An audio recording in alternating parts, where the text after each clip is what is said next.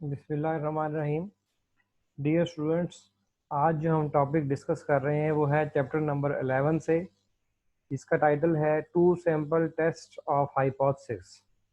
इसके अंदर जो पहला टॉपिक जो हम डिस्कस करेंगे उसके अंदर हम कंसीडर करते हैं कि पॉपुलेशन स्टैंडर्ड डेविएशन जो है वो हमें नोन है। जैसे कि हम पहले पढ़ चुके हैं कि पॉपुलेशन स्टैंडर्ड डेविएशन नोन होने का क्या मतलब है। पहले तो ये जानना हमारे लिए ज़रूरी है कि two sample test of hypothesis है क्या। Two sample test of hypothesis में हमारे पास दो सैंपल लिए जाएंगे, जिस तरह के हमने इससे पहले डिस्कस किया प्रीवियस उसके अंदर।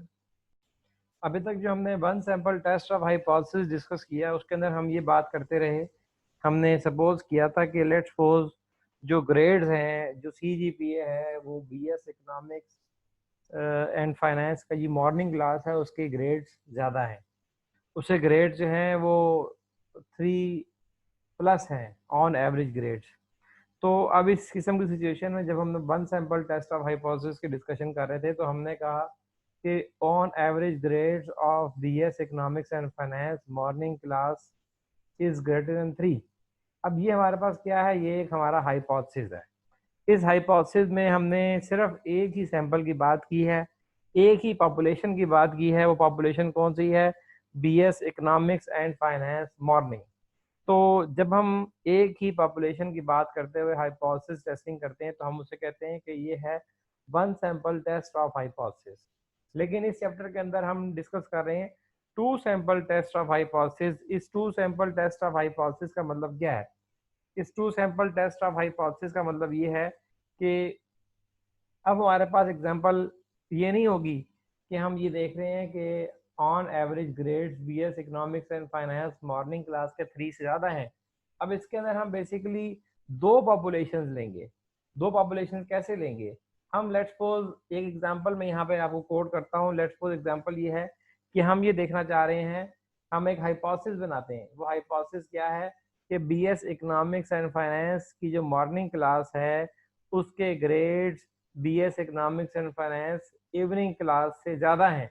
अब इस एग्जांपल में हम क्या कर रहे हैं, हम ये देखना चाह रहे हैं कि BS इकोनॉमिक्स एंड फाइनेंस की मॉर्निंग क्लास के grades BS economics and finance evening से ज़्यादा है या नहीं। तो ये हमारा एक हाइपोथेसिस है जिसको हम टेस्ट करेंगे सैंपल लेते हुए। ये एक पॉपुलेशन है। हमने पॉपुलेशन के बारे में स्टेटमेंट दी कि BS economics and finance morning class के grades BS economics and finance evening class के ग्रेड से ज़्यादा हैं। तो अब हमने इस हाइपोथेसिस को, इस स्टेटमेंट को टेस्ट करना है। और जब हमारे पास दो तरह की पॉपुलेशंस के बारे में डिस्कशन होगी तो हम वहां पर अप्लाई करेंगे two sample test of hypothesis. और इस two sample test of hypothesis में जो हमारा पहली सिचुएशन है वो है when population standard deviation is known. तो बेसिकली हम क्या कर रहे हैं, हम कंपेयर कर रहे हैं टू पॉपुलेशंस को किस सिचुएशन में, जब हमें पॉपुलेशन स्टैंडर्ड डेविएशन का कंप्लीट आइडिया है। तो यहाँ जो पहली एग्जांपल हम ले रहे हैं वो है जी, is there a difference in the mean value of residential real estate sold by male agents and female agents in. अब ये स्टेटमेंट क्या बताती है? स्टेटमेंट ये बताती है कि क्या मेल एजेंट्स जो हैं और फीमेल एजेंट्स जो कि रेजिडेंशियल रियल एस्टेट प्रॉपर्टी वगैरह सेल करते हैं, क्या मेल और फीमेल अगर एजेंट्स हो सेल करने वाले, क्या उनके दरमियान कोई डिफरेंस है? मींस यहाँ पे ये स्टेटमेंट दी जा रही है कि क्या मेल और फीमेल दोनों बराबर रियल एस्टेट सेल करते हैं, प्रॉपर्टी सेल करते हैं, मेल और फीमेल एजेंट, या उसमें कोई डिफरेंस है? तो अब इस सिचुएशन में देखें तो हमारे पास दो पॉपुलेशन है। एक हम पॉपुलेशन के बारे में बात कर रहे हैं मेल पॉपुलेशन की, दूसरी हम पॉपुलेशन के बारे में बात कर रहे हैं फीमेल पॉपुलेशन की। अब इसके लिए हमें जो सैंपल कलेक्ट करने पड़ेंगे वो दो कलेक्ट करने पड़ेंगे। इस सिचुएशन में जो हम टेस्ट अप्लाई करेंगे वो होंगे two sample test of hypothesis. इसी तरह हम नेक्स्ट एग्जांपल लेते हैं। इस एग्जांपल में अगर हम देखें तो ये क्या है, is there a difference in the mean number of defects produced on the day and the afternoon shifts at Nestle products.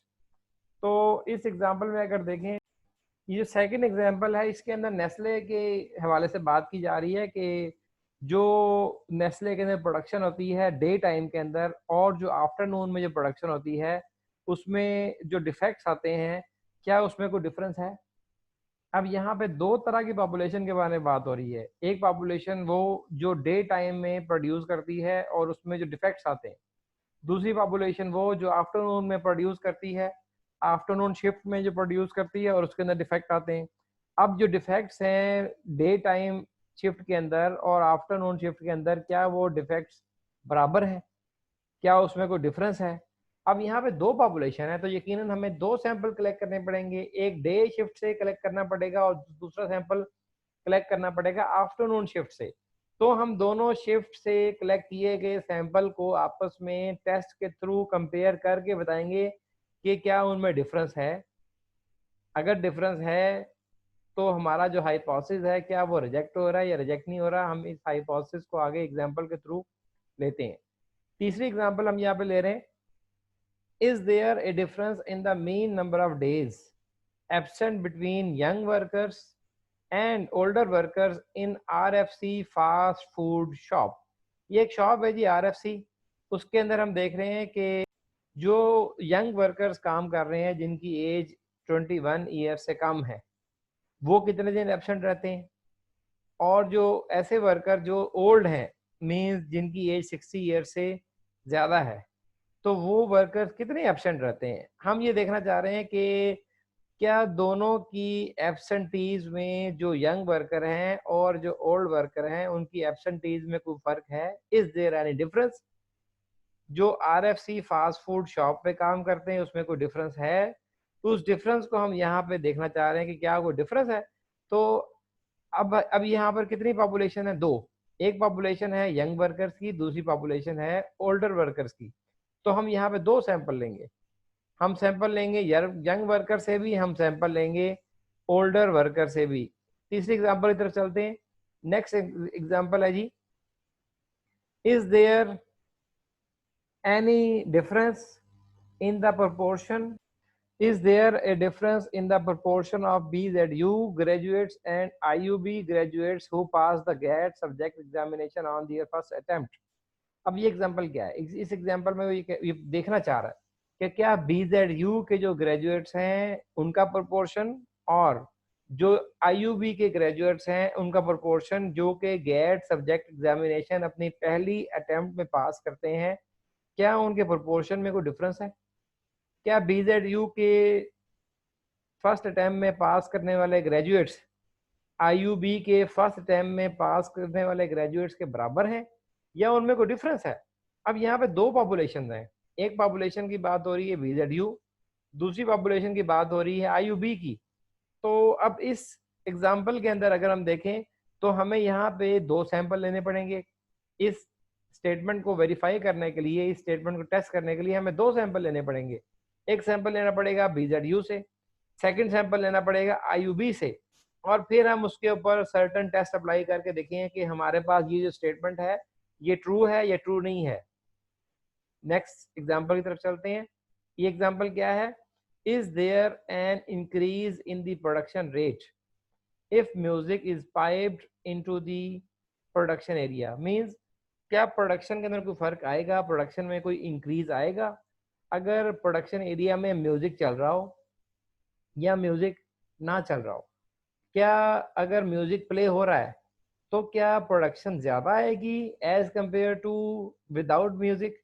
अब यहाँ पे दो पॉपुलेशन है, एक पॉपुलेशन वो होगी जो हम देखेंगे कि म्यूजिक प्ले करने के बाद प्रोडक्शन रेट क्या है, एक पॉपुलेशन वो होगी जो हम देखेंगे कि म्यूजिक को ऑफ करने के बाद प्रोडक्शन रेट क्या है। तो दो पॉपुलेशन से दो सैंपल हमें लेने पड़ेंगे। तो इस सारी एग्जाम्पल से को डिस्कस करने का मकसद ये था कि हम ये समझ सकें कि ये जो हमारे पास two sample test of hypothesis है इसका बेसिक पर्पस। मजीद एग्जांपल्स इसको समझने के लिए हम डिस्कस करते हैं कि फ्लोरिडा जो है एक सिटी है। इस एग्जांपल में हम ये देखना चाह रहे हैं कि मुल्तान के अंदर जो वेज रेट दिया जाता है प्लम्बर्स को और इलेक्ट्रीशियंस को, क्या उस वेज रेट में कोई डिफरेंस है? अब यहाँ पे देखें दो पॉपुलेशन हैं, एक हम कह रहे हैं प्लम्बर, दूसरे हम कह रहे हैं इलेक्ट्रीशियन। तो अब इसके लिए हमें दो तरह के सैंपल लेने पड़ेंगे। एक सैंपल लेना पड़ेगा मुल्तान में प्लम्बर से, उनसे हम वेज पूछेंगे। सेकंड सैंपल लेना पड़ेगा हमें इलेक्ट्रीशियन से, उनसे भी हम वेज पूछेंगे। फिर हम देखेंगे कि क्या इन दोनों में कोई डिफरेंस है। नेक्स्ट एग्जांपल एक और ले लेते हैं कि एक फाइनेंशियल अकाउंटेंट है, वो जानना चाहता है कि मीन रेट ऑफ रिटर्न जो कि रिटर्न मिल रहा है हाई यील्ड म्यूचुअल फंड से, क्या वो डिफरेंट है from mean rate of return on global mutual fund. दो तरह के फंड है जी, एक ग्लोबल म्यूचुअल फंड है, एक हाई यील्ड म्यूचुअल फंड है। क्या इन दोनों में जो मिल मिल इन दोनों से जो रिटर्न मिल रहा है, क्या उसमें कोई डिफरेंस है या सेम है। तो फिर वही बात हो रही, दो पॉपुलेशन है, एक पॉपुलेशन है हाई यील्ड म्यूचुअल फंड, दूसरी पॉपुलेशन है ग्लोबल म्यूचुअल फंड। इन दोनों की पॉपुलेशन से हमें दो सैंपल लेने पड़ेंगे और सर्टन टेस्ट ऑफ हाइपोथेसिस को अप्लाई करते हुए हमें देखना पड़ेगा कि जो क्या कोई डिफरेंस है इन दोनों में या डिफरेंस नहीं है। तो जब हमारे पास दो इंडिपेंडेंट पॉपुलेशन हैं तो दो इंडिपेंडेंट सैंपल लेंगे, उसके ऊपर हम two sample test of hypothesis का प्रोसीजर अप्लाई करेंगे। ये अब हम एक न्यूमेरिकल एग्जांपल लेके two sample test of hypothesis का प्रोसीजर अप्लाई करते हैं। तो अब हमें दो पॉपुलेशन है, एक प्लम्बर की पॉपुलेशन है और दूसरी पॉपुलेशन है इलेक्ट्रीशियंस की।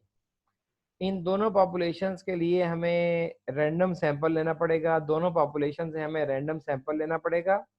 उस रैंडम सैंपल से हमें फिर उसका एक मीन कैलकुलेट करना पड़ेगा। इलेक्ट्रीशियंस के लिए मीन कैलकुलेट करना पड़ेगा, प्लम्बर्स के लिए मीन कैलकुलेट करना पड़ेगा। फिर हमें उसके लिए कुछ और चीज़ें कैलकुलेट करनी पड़ेगी। तो हम उसको स्टार्ट करते हैं जी। हम सपोज करते हैं कि population of plumbers has a mean of $30 per hour. Means plumber जो हैं वो $30 फी घंटे के जी उनकी वेज है। जी 30 रुपीज़ पर आवर जो है प्लम्बर्स की वेज है। जो प्लम्बर्स का स्टैंडर्ड एविएशन है वो 5 रुपीज़ पर आवर है। इससे हमने डिस्कस किया कि हम सिचुएशन डिस्कस कर रहे हैं कि जब हमें पॉपुलेशन स्टैंडर्ड एविएशन नोन है। तो पहली पॉपुलेशन थी प्लम्बर्स की, इसका जो मीन पर आवर है वो है 30 रुपीज़ पर आवर। ठीक है जी, इसका स्टैंडर्ड एविएशन है 5 रुपीज़ पर आवर। जो पॉपुलेशन है इलेक्ट्रीशियंस की, इसका जो मीन है वो है 29 रुपीज़ पर आवर। ठीक है। जो स्टैंडर्ड एविएशन है पॉपुलेशन ऑफ इलेक्ट्रीशियन की, इसकी है जी 4.5 रुपीज़ पर आवर। तो अब इस एग्जांपल में देखें तो ये इंफॉर्मेशन हमें क्या शो करती है। ये इंफॉर्मेशन शो करती है कि प्लम्बर्स की जो वेज है 30 है, इलेक्ट्रीशियन की पर आवर वेज 29 है। इसका मतलब ये है कि प्लम्बर्स की वेज इलेक्ट्रीशियन से 1 रुपी पर आवर ज़्यादा है। लेकिन हम क्या इस स्टेटमेंट को हमेशा के लिए ट्रू कंसीडर कर लें? क्या हमेशा जब हम सैंपल लेंगे तो प्लम्बर्स की वेज इलेक्ट्रीशियन से 1 रुपी ज़्यादा ही आएगी? क्या हम इसको हमेशा के लिए ऐसे ही कंसीडर कर लें? तो हम इसको ऐसा कंसीडर नहीं कर सकते। हमें पॉसिबिलिटी है कि हमने जो है वो सैंपल कलेक्ट किया एक दफ़ा, तो सैंपल में ऐसे प्लम्बर थे जिनकी वेज ज़्यादा थी, इलेक्ट्रीशियन के सैंपल में ऐसे इलेक्ट्रीशियन थे जिनकी वेज कम थी। तो अब इस सिचुएशन में प्लम्बर की वेज ज़्यादा आएगी। इसके अपोजिट भी हो सकता है। तो हमें इस स्टेटमेंट को बेसिकली वेरीफाई करने के लिए हमने क्या किया, हमने रैंडम सैंपल कलेक्ट किया 40 प्लम्बर से और रैंडम सैंपल कलेक्ट किया 35 इलेक्ट्रीशियन से। और हमने उन दोनों जो सैंपल हमने कलेक्ट किए प्लम्बर के और इलेक्ट्रीशियन के, उससे हमने निकाला उसका मीन। और मीन जो है बताएगा कि दोनों के दरमियान कोई डिफरेंस है या डिफरेंस नहीं है। ये जो टेस्ट हम अप्लाई कर रहे हैं two sample test of hypothesis, इसकी कुछ अजम्पशन है। पहली अजम्पशन ये है कि दोनों पॉपुलेशन जो है वो नॉर्मल डिस्ट्रीब्यूशन को फॉलो करती हों।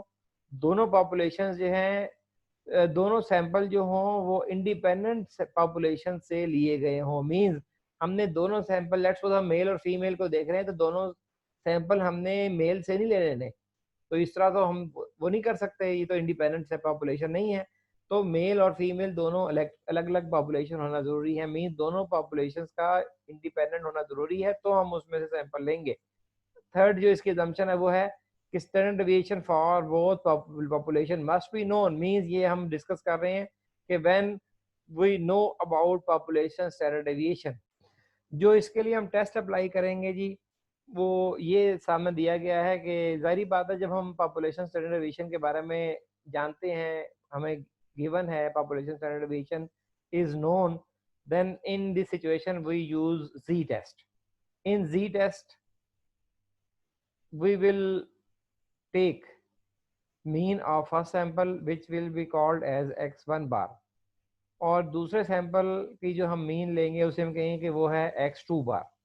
ये जो सिग्मा 1 है, ये सिग्मा 1 है standard deviation from first sample, sigma 2 है standard deviation of second sample, n1 है sample size of first sample, n2 है sample size of second sample. अभी फार्मूला क्या है, z is equal to x1 bar minus x2 bar divided by, ये square root के अंदर है sigma 1 square over n1 plus sigma 2 square over n2। तो ये हमारे पास फार्मूला है जो हम further two sample test of hypothesis में इस्तेमाल करेंगे। तो अब हम लेते हैं जी एक न्यूमेरिकल एग्जांपल। इस एग्जांपल में हम देखते हैं कि आजकल जो नए स्टोर हैं उसके अंदर हम जो भी प्रोडक्ट परचेज करते हैं उसको स्कैन करते हैं, एक वो बार कोड लगा होता है प्रोडक्ट के ऊपर और हम उसको स्कैन करते हैं, और बार कोड फ़ौरन जो है ना जब वो कंप्यूटर रीड करता है तो आवाज़ आती है, और उसके बाद जो है ना बार कोड की प्राइस जो भी प्रोडक्ट होती है उसकी प्राइस जो है सामने स्क्रीन पर नज़र आ जाती है। फिर next product, third product and onward तमाम प्रोडक्ट्स के जो है एक बिल बन जाता है। तो ये एक स्टोर है जी जो न्यू मुल्तान में इंस्टॉल किया गया है। वो स्टोर मैनेजर है बेसिकली देखना चाहता है कि जब उस स्टोर मैनेजर ने ये स्कैनर नहीं लगाया था, कंप्यूटर नहीं रखा था परचेजिंग के लिए, तो उस वक्त टाइम कितना लगता था कस्टमर्स को परचेजिंग करने के बाद बिल बनाने में, और जब उसने ये स्कैनर रखा, मशीन रखी जो कि बिल बनाती है automatically through bar code reader, तो बार कोड रीडर की मशीन के बाद अब कितना टाइम लग रहा है परचेजिंग में लोगों को। तो कस्टमर्स को कितना वेट करना पड़ता है विदाउट मशीन, और जब बार कोड मशीन रखी गई उसके बाद कितना वेट करना पड़ रहा है। तो ये एक जो है दो तरह के कस्टमर हैं, एक है स्टैंडर्ड कस्टमर, इसको जो सैंपल लिया गया उसका जो मेन टाइम लग रहा है वो लग रहा है जी 5.50 मिनट्स, जो स्टैंडर्ड एक प्रोसीजर है जिसे मैनुअल बिल बनता है, और इसकी पॉपुलेशन स्टैंडर्ड डिवीजन है 0.40 मिनट्स। और कितने लोगों का स्टैंडर्ड कस्टमर्स का सैंपल लिया गया, 50 लोगों का। फिर जो सेकंड सैंपल लिया गया मीन्स ये पहली पॉपुलेशन थी, उन कस्टमर्स की पहली पॉपुलेशन थी जो कि without computer without scanning bill बनवा रहे थे, इसे नाम दिया गया स्टैंडर्ड कस्टमर्स। उन पॉपुलेशन में से उन कस्टमर्स की पॉपुलेशन में से 50 का सैंपल लिया गया। ये 50 का सैंपल जो लिया गया इसका मीन आया 5.50 मिनट्स, और ये आया 0.40 पॉपुलेशन स्टैंडर्ड डेविएशन। अच्छा, जो सेकंड पॉपुलेशन थी वो ऐसी थी जिसको बिल बना के दिए जा रहे थे उस बार कोड रीडर मशीन के थ्रू। अब उसमें जो सैंपल लिया गया, इस सेकंड पॉपुलेशन से सैंपल लिया गया वो लिया गया 100 कस्टमर्स का। इस 100 कस्टमर्स के सैंपल से जो मेन टाइम आया बिल बनाने का, जितना उन्हें वेट करना पड़ा, वो आया जी 5.30 मिनट्स। अब कस्टमर जो थे जो स्कैनर के थ्रू बिल बनवा रहे थे उनका मीन आया 5.30 मिनट्स, मीन उन्हें वेट करना पड़ा था 5.30 मिनट्स, और जो दूसरे कस्टमर थे स्टैंडर्ड कस्टमर्स उन्हें वेट करना पड़ा था 5.50 मिनट्स। अच्छा, जो स्कैनर के थ्रू बिल बनवा रहे थे उनका पॉपुलेशन स्टैंडर्ड डिवीजन है 0.30 मिनट्स, ये जी उनका सैंपल साइज है। तो अब हमने उसी 6 स्टेप जो हमारा 5 स्टेप हाइपोथेसिस टेस्टिंग का प्रोसीजर था उसी से हमने गुजरना है।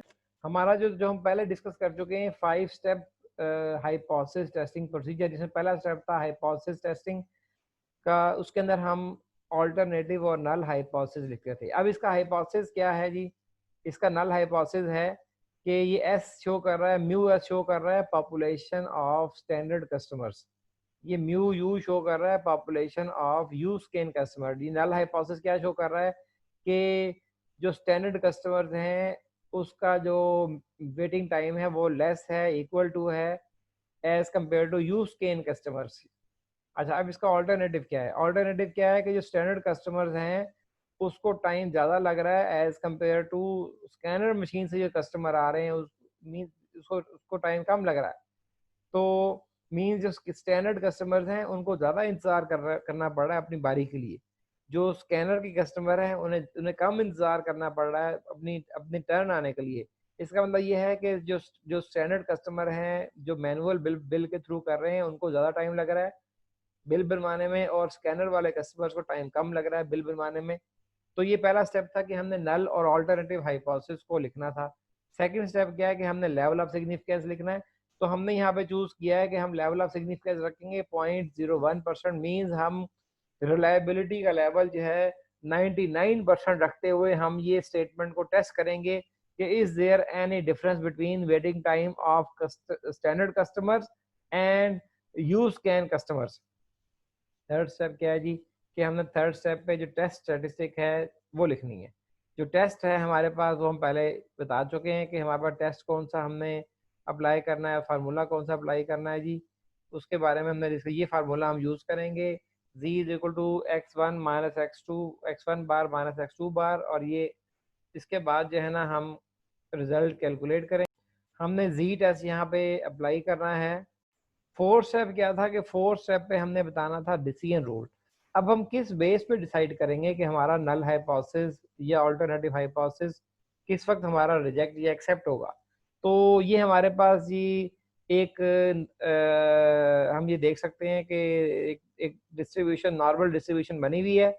इसके अंदर अब गौर करें एक चीज़ के ऊपर कि जो हमारा ये जो रिजेक्शन रीजन है वो राइट साइड पे है।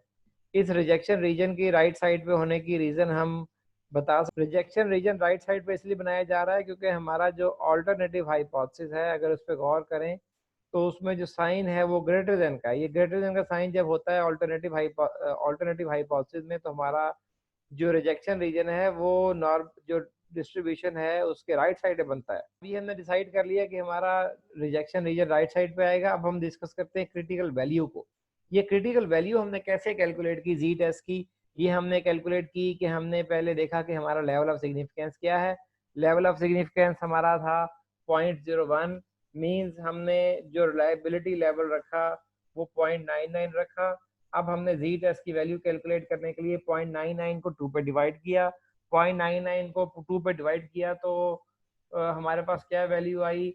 0.495। इस 0.495 को जब हमने टेबल के अंदर चेक किया, जी टेस्ट के टेबल के अंदर, तो इस वैल्यू को हमने देखा कि 0.95 वैल्यू कहाँ आ रही है। इस 0.95 वैल्यू के टॉप पे हमने देखा कि वर्टिकल वैल्यू क्या है और हॉरिजॉन्टल वैल्यू क्या है। जो उसके टॉप पे लिखा हुआ था वो था 0.33।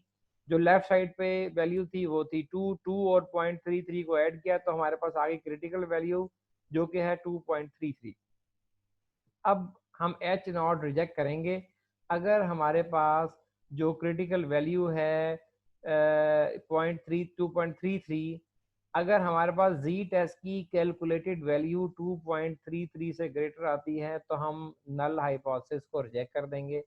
अगर हमारे पास कैलकुलेटेड वैल्यू जी टेस्ट की 2.33 से लेस आती है तो हमारा जो वैल्यू है वो इस एक्सेप्टेंस रीजन में फॉल करी होगी। सारा एक्सेप्टेंस रीजन है, और ये हमारे पास ये जो लाइन, ये ग्रे कलर है, ये क्या शो कर रहा है? रिजेक्शन रीजन को। अगर वैल्यू यहाँ पे फॉल करेगी तो ये हमारे पास सारा एक्सेप्टेंस रीजन है।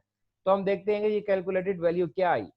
ये वो टेबल है जिस टेबल से हमने वैल्यूज को कैलकुलेट करना है। फार्मूला यूज किया वही x1 की जगह यहाँ पे स्टैंडर्ड आ गया और x2 की जगह पे यहाँ पे u आ गया। मीन यू स्कैन की वैल्यू, ये स्टैंडर्ड डेविएशन है स्टैंडर्ड की, ये स्टैंडर्ड डेविएशन है स्कैन की, ये पॉपुलेशन है, ये सैंपल है स्टैंडर्ड का, ये सैंपल है यू स्कैन का। हमने जी इसको कैलकुलेशन की, ये इसका स्केयर था, स्केयर लिया। इसके बाद कैलकुलेशन करने के बाद वैल्यू आई जी टेस्ट की calculated value of ji test आई 3.13। ये 3.13 क्या शो करती है? ये 3.13 शो करती है कि हमारी जो कैलकुलेटेड वैल्यू है वो है जी टेस्ट की 3.13, जबकि जी टेस्ट की जो क्रिटिकल वैल्यू है वो है 2. ये जो 3.13 वैल्यू है वो इस 2.33 से राइट साइड पे कहीं लाई करती है। 2.33 से राइट साइड पे लाई करने का मतलब क्या है कि ये जो जी टेस्ट की कैलकुलेटेड वैल्यू है वो रिजेक्शन रीजन में फॉल कर रही है। अगर रिजेक्शन रीजन में फॉल कर रही है इसका मतलब ये है कि जो भी हमारे पास इस एग्जांपल में, इस न्यूमेरिकल एग्जांपल में हमारे पास नल हाइपोथेसिस था, हम उस नल हाइपोथेसिस को रिजेक्ट कर। नल हाइपोथेसिस हमारे पास क्या था? नल हाइपोथेसिस था जी कि mean waiting time of standard customers is less than equal to the mean waiting time of use can customers. ये जो स्टेटमेंट है इस स्टेटमेंट को हम रिजेक्ट कर देंगे। इस स्टेटमेंट को रिजेक्ट करेंगे तो हम किस स्टेटमेंट को कंसीडर करेंगे? कौन सी स्टेटमेंट है? हम ये कहेंगे कि we may reject the null hypothesis but we may not reject alternative. If we may not reject alternative तो हमारा कंक्लूजन क्या हुआ कि mean waiting time of standard customers is greater than the mean waiting time of use can customers. तो अब हमने decision ये देखा कि जी टेस्ट की कैलकुलेटेड वैल्यू जी टेस्ट की क्रिटिकल वैल्यू से ग्रेटर है, जिसकी वजह से हमने नल हाइपोथेसिस को रिजेक्ट कर दिया। जब नल हाइपोथेसिस को हमने रिजेक्ट कर दिया तो अब हमने क्या देखा? हमने ये देखा कि जो मीन वेटिंग टाइम है वो यूज कैन कस्टमर्स का ज़्यादा है as compare to the standard customers. तो इस तरह से हमने इस टेस्ट को कंडक्ट किया और हमने कंक्लूड किया, we conclude the use can method is faster for shopping. Topic discuss करने के बाद अब मैं एक न्यूमेरिकल एग्जांपल एक्सरसाइज में से आपको सॉल्व करके सैंपल के तौर पे दिखा रहा हूँ। इस एग्जांपल के अंदर अगर आप देखें तो हमारे पास एग्जांपल क्या है, मीन न्यूमेरिकल एग्जांपल एक्सरसाइज के अंदर क्या है कि एक सैंपल लिया गया है पहली पॉपुलेशन से, उसकी 40 ऑब्जर्वेशन ली गई हैं और उसका जो स्टैंडर्ड डेविएशन है वो 5 है, इसका मीन है 102। सेकंड सैंपल से जो सेकंड पॉपुलेशन से जो सैंपल लिया गया है वो 50 ऑब्जर्वेशंस के ऊपर बेस कर रहा है। जो इसका पॉपुलेशन स्टैंडर्ड डिवीजन है वो 6 है, इसका जो सैंपल मीन है वो 99 है। हमने टेस्ट कंडक्ट करना है 0.04 सिग्निफिकेंस लेवल पे और जो हमने हाइपोथेसिस है दे दिया है इसने। नल हाइपोथेसिस है μ1 is equal to μ2, means null hypothesis ये है कि जो मीन है पहली पॉपुलेशन का वो इक्वल है mean of second population. Alternative इसके ऑपोजिट होगा, means mean of first population is not equal to mean of second population.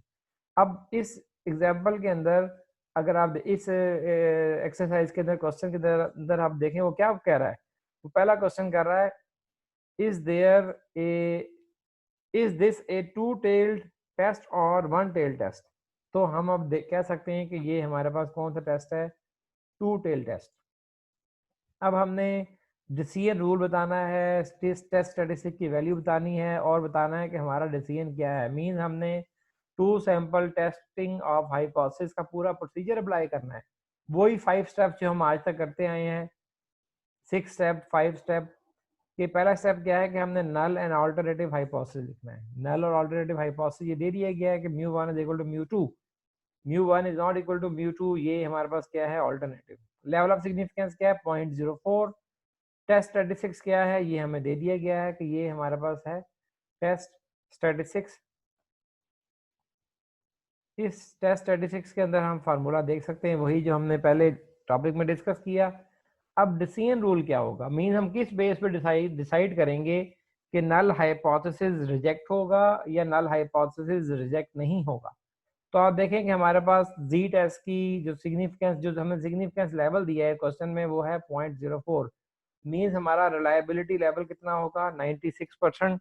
इस 96% को अगर हम देखें तो ये वैल्यू बनती है 0.96। इस 0.96 को अगर आप देखना चाहें तो इसकी जी टेस्ट की कैलकुलेटेड वैल्यू क्या होगी? तो कैलकुलेटेड वैल्यू कैलकुलेट करने के लिए हम इस जी टेस्ट की जो भी ये जो 0.04 है इससे माइनस करें 1 को तो हमारे पास आएगा 0.96। तो 0.96 का मतलब क्या है कि 96% हमारा जो है वो रिलायबिलिटी लेवल है। चांस ऑफ एरर है जस्ट 4%। तो अगर हमारा रिलायबिलिटी लेवल 96% हो तो हमें जी टेस्ट की कैलकुलेटेड वैल्यू निकालने के लिए क्या करना पड़ेगा, 0.96 को 2 पे डिवाइड करेंगे, वैल्यू आएगी 0.48। इस 0.48 को हम जी टेस्ट के क्रिटिकल का जो टेबल है उसमें हम 0.48 की वैल्यू को सर्च करेंगे। 0.48 की वैल्यू एग्जैक्ट हमें सर्च नहीं होगी, उसमें थोड़ी सी वैल्यू आगे पीछे होगी 0.48 से। तो हम जो नियरेस्ट वैल्यू है 0.48 के, हमने उसके ऊपर देखा कि टॉप के ऊपर वैल्यू आ रही थी 0.06 और जो लेफ्ट साइड वैल्यू आ रही थी वो आ रही थी 2। तो हमने 2 और 0.05 को ऐड किया तो ये बन गया 2.05। क्योंकि ये हमारे पास है two tail test. Two tail test में हमारे पास जो रिजेक्शन रीजन है वो दोनों साइड पे आता है, राइट साइड पे भी आता है, लेफ्ट साइड पे भी आता है, दरमियान में जीरो होता है। राइट साइड पे अगर आप देखें तो हमारे पास वैल्यू आएगी पॉजिटिव, लेफ्ट साइड पे देखेंगे तो वैल्यू आएगी नेगेटिव। तो हमने एक जगह पे लिखा +2.05, लेफ्ट साइड पे लिखा -2.05।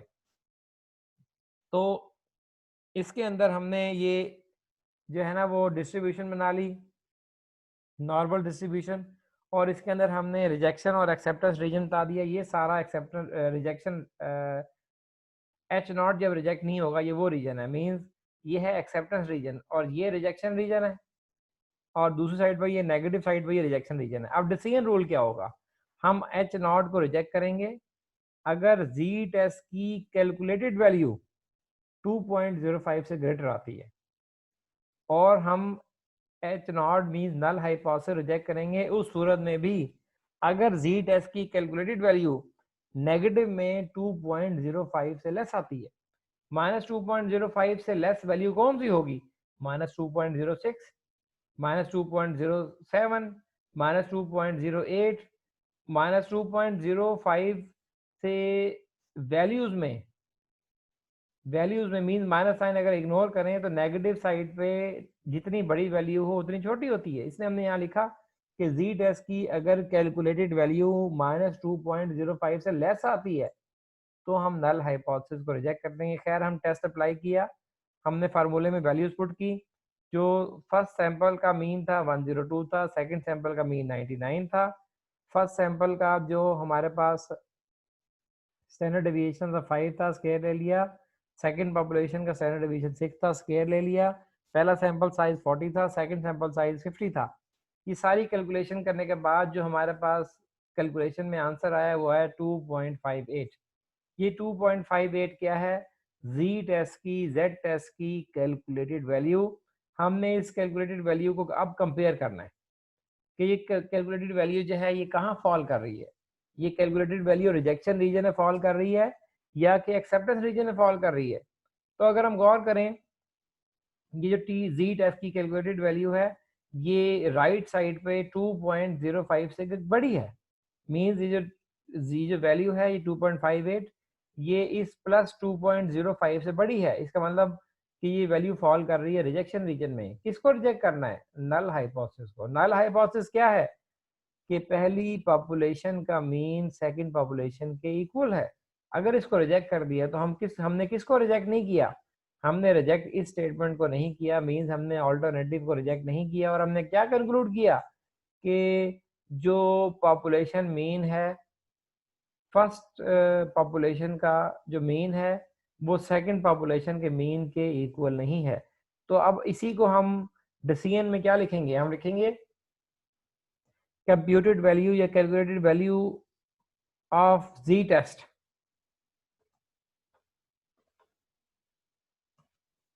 जो कि है 2.58 is larger than the critical value. कितनी है जी टेस्ट की 2.05। Our decision is to reject the null hypothesis and we may conclude that the mean of population 1 is not equal to the mean of population 2। तो ये हमने एक numerical example यहाँ पर solve की है। इसी से रेलेवेंट कुछ और न्यूमेरिकल जो हैं क्वेश्चंस आपको दिए जा सकते हैं, आप उसको सॉल्व कर सकते हैं। जैसे कि ये सेकंड क्वेश्चन है, इसके अंदर हमें सैंपल दे दिया गया है। पहला सैंपल है 65 ऑब्जर्वेशंस का, उसका पॉपुलेशन स्टैंडर्ड डेविएशन दिया गया है 0.75। इस पहले सैंपल का मीन है 2.67, फिर हमें सेकंड सैंपल दिया गया है, उससे ऑब्जर्वेशन ली गई है 50 और इसकी जो पॉपुलेशन स्टैंडर्ड डेविएशन है 0.66 है, सैंपल मीन 2.59 है, हमें सिग्निफिकेंस लेवल 0.08 बता दिया गया है। ये नल हाइपोथेसिस है, μ1 is less than equal to μ2 और ये ऑल्टरनेटिव हाइपोथेसिस है, H1 क्या है जी, μ1 इज ग्रेटर देन μ2। ये हमारे पास नल और ऑल्टरनेटिव हाइपोथेसिस है। अब यहाँ से एक चीज क्लियर हो रही है कि ये हमारे पास क्या है, वन टेल टेस्ट। इस वन टेल टेस्ट में आप जो है बाकी प्रोसीजर सेम रहेगा, सिर्फ जो हमारी डिस्ट्रीब्यूशन है, नॉर्मल डिस्ट्रीब्यूशन है, उसमें रिजेक्शन रीजन इस ग्रेटर देन का साइन देखते हुए रिजेक्शन रीजन हमारा राइट साइड में बनेगा। इस तरह से आप इसको सॉल्व कर सकते हैं using 5 step hypothesis testing procedure. Next जो क्वेश्चन है उसमें देखें, उसमें जी एक कंपनी है वो कंपेयर करना चाहती है कि जो बच्चे उस कंपनी का, उस ब्रांड का जो है वो उस ब्रांड को यूज़ करते हैं, उन उन बच्चों का वेट कितना है, और जो उससे कंपैरेटिव ब्रांड को यूज़ करते हैं उनका वेट कितना है। जो बच्चे इस गिब्स प्रोडक्ट्स को यूज़ करते हैं, गिब्स कंपनी की प्रोडक्ट्स यूज़ करते हैं, उनका सैंपल लिया गया 40 बेबीज़ का, उनका नेट वेट था 7.6 pounds in first 3 months after birth. जो इस गिब्स ब्रांड का जो स्टैंडर्ड डेविएशन था 2.3 पाउंड्स था। फिर सेकंड सैंपल लिया गया 55 बेबीज़ का और जो कि उसके कंपैरेटर ब्रांड से लिया गया और इन बच्चों का जो वेट था 8.1 पाउंड था। अब पॉपुलेशन स्टैंडर्ड डेविएशन दे दिया गया है 2.9 पाउंड। अब सिग्निफिकेंस लेवल दिया गया है 0.05 सिग्निफिकेंस लेवल है। अब वो क्या कहता है, can we conclude that babies using Gibbs brand gained less weight, कि जो बेबीज यूज कर रहे हैं गिब्स ब्रांड उनका वेट कम है। हमने इस स्टेटमेंट को टेस्ट करना है कि जो बेबीज यूज कर रहे हैं गिब्स का ब्रांड, क्या उसका उन बच्चों का वेट कम है। तो अब यहाँ पे नल हाइपोथेसिस और अल्टरनेटिव हाइपोथेसिस क्या बनेगा, इस स्टेटमेंट को अगर हम पढ़ें, can we conclude that babies using Gibbs brand gained less weight. तो अब यहाँ से हमने देखना है कि हमारा ऑल्टरनेटिव क्या होगा। ये स्टेटमेंट जो दी गई है, can we conclude that babies using Gibbs brand gain less weight, means क्या है कि ये स्टेटमेंट बेसिकली शो कर रही है कि ये हमारे पास ऑल्टरनेटिव हाइपोथेसिस है। मीन्स हम यहाँ लिख सकते हैं कि जो बेबीज यूज कर रहे हैं गिब्स ब्रांड उनका वेट कम है as compare to the babies using alternative brand. अगर हम कहते हैं कि जी जो है, जी है गिब्स ब्रांड, तो हम कह रहे थे कि म्यू जी। अगर हम कहते हैं कंपैरेटर जो है वो उसको सी से शो करें तो हम लिखेंगे म्यू सी। तो हमारा ऑल्टरनेटिव क्या होगा, mu G is less than mu C, ये होगा ऑल्टरनेटिव H1। अब इसका नल क्या होगा, नल यकीनन इसके ऑपोजिट होता है, H1 होगा, नहीं H नॉट होगा, मींस नल हाइपोथेसिस होगा mu G is greater than equal to mu C. तो ये नल और ऑल्टरनेटिव हाइपोथेसिस को बनाते हुए अब आप इस क्वेश्चन को सेम फार्मूले से सॉल्व कर सकते हैं। नेक्स्ट अगर क्वेश्चन पे आए, as part of a study of corporate employees the director of human resource. अच्छा, अब इसके अंदर भी अगर आप देखें सैंपल लिया गया 35 का, ये उन्होंने दिया जी मीन, फिर इसके बाद ए सैंपल और फिर एक और सैंपल लिया गया, ये इसका दिया गया ये मीन। अच्छा, पॉपुलेशन स्टैंडर्ड डेविएशन उसने बताई है कि जो पहली पॉपुलेशन है उसकी स्टैंडर्ड डेविएशन 30 है, सेकंड पॉपुलेशन की स्टैंडर्ड डेविएशन 26 है, तो सिग्निफिकेंस लेवल 0.05 है। अब वो कहता है is there a difference in the mean number of miles travelled per month between this and this, क्या उसमें कोई डिफरेंस है। अब यहाँ पे देखें कि स्टेटमेंट क्या है, इज देयर ए डिफरेंस। इससे पिछले क्वेश्चन में स्टेटमेंट क्या थी, babies using Gibbs brand gained less wait. अब लेस या ग्रेटर, यहाँ पे ये नजर आ रहा है जहाँ लेस या ग्रेटर का वर्ड यूज होगा, इसका मतलब यहाँ पर कंपैरिजन है, लेस या ग्रेटर। तो कंपैरिजन का मतलब ये है कि कंपैरिजन तो इक्वल में भी है, लेकिन लेस या ग्रेटर में जो कंपैरिजन हो रहा है उसमें साइन बता रहा है कि यहाँ पर साइन आएगा ऑल्टरनेटिव में वो या लेस का आएगा या ग्रेटर का आएगा, जैसे यहाँ पे साइन आ रहा था लेस का। तो अब यहाँ पे सेकंड क्वेश्चन में जरा डिफरेंट है। अब यहाँ पे क्या है, इज देयर ए डिफरेंस, क्या उसमें कोई डिफरेंस है? तो अगर डिफरेंस होगा तो वो इक्वल नहीं होंगे। अगर इन दोनों में डिफरेंस होगा तो वो इक्वल नहीं होंगे। इसका मतलब क्या है कि ऑल्टरनेटिव हाइपोथेसिस में जो जो साइन आएगा वो आएगा नॉट इक्वल टू का। तो हम क्या लिख सकते हैं, अगर हम ये पहली पॉपुलेशन को लिखें म्यू सी, सेकेंड पॉपुलेशन को लिखें म्यू पी इस नाम से, तो हम लिख सकते हैं नल हाइपोथेसिस बता रहा हूँ पहले। नल हाइपोथेसिस क्या बनेगा हमारा, mu C is equal to mu P. Alternative क्या बनेगा, ये is there difference, difference means के इक्वल टू नहीं है। तो ऑल्टरनेटिव क्या बनेगा, mu C is not equal to mu P, क्योंकि देखा ना डिफरेंस की बात हो रही, डिफरेंस जहां आता है इसका मतलब है वो इक्वल नहीं है। तो ये नल और ऑल्टरनेटिव मैंने बता दिए हैं, अब आप इसको फर्दर आगे सॉल्व कर सकते हैं जी। नेक्स्ट क्वेश्चन पे चलें।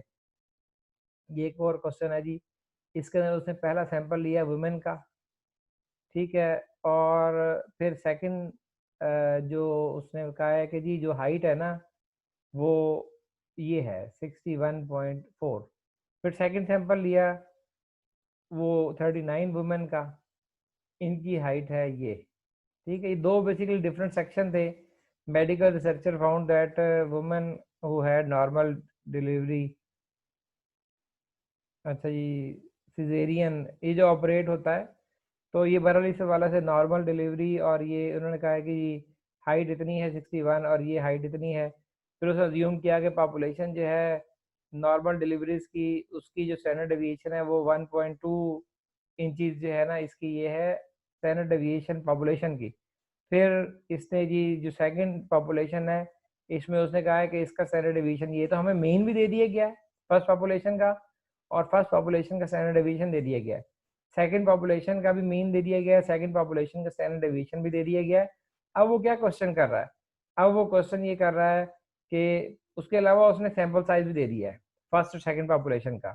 क्वेश्चन पे गौर करें, are those who had a caesarean sector section shorten, तो इसमें वो कहता है कि जी are those who had a C section shorter, means ऐसी वुमेन जिनकी हाइट जो है वो मीन्स जो ऐसी वुमेन जिनका सी सेक्शन होता है, क्या उनकी height as compare to normal delivery वाली वुमेन से कम है।